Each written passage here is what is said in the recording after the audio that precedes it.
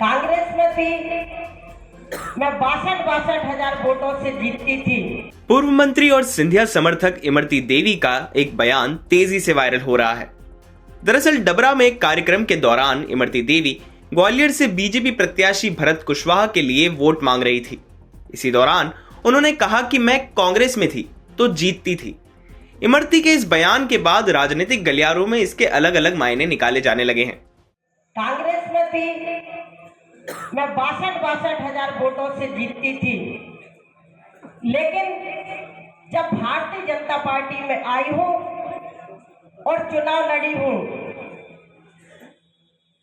तो आप ये मान सकते हो कि मैंने भारतीय जनता पार्टी को 51,000 वोट और जिताए हैं।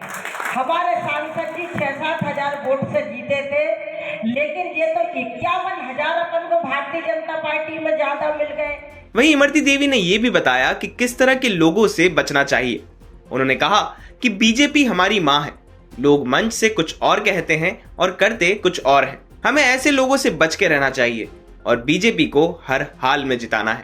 कहना चाहती हूँ कि आप ऐसे लोगों से बचें जो मंच पर खड़े होकर कहते हैं भारतीय जनता पार्टी हमारी माँ है, और जब माँ का टाइम आता है तो मारते हैं।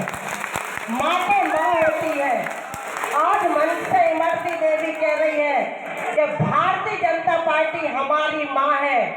आप जो सा क्षेत्र इमरती देवी को दे दोगे, मैं अपनी माँ की पूरी लाज रखूंगी, भारतीय जनता पार्टी की पूरी लाज रखूंगी। आपको बता दें कि ज्योतिरादित्य सिंधिया की कट्टर समर्थक मानी जाती है इमरती देवी। दरअसल इमरती देवी बीजेपी में आने के बाद 2 बार 2020 और 2023 का चुनाव हार चुकी हैं।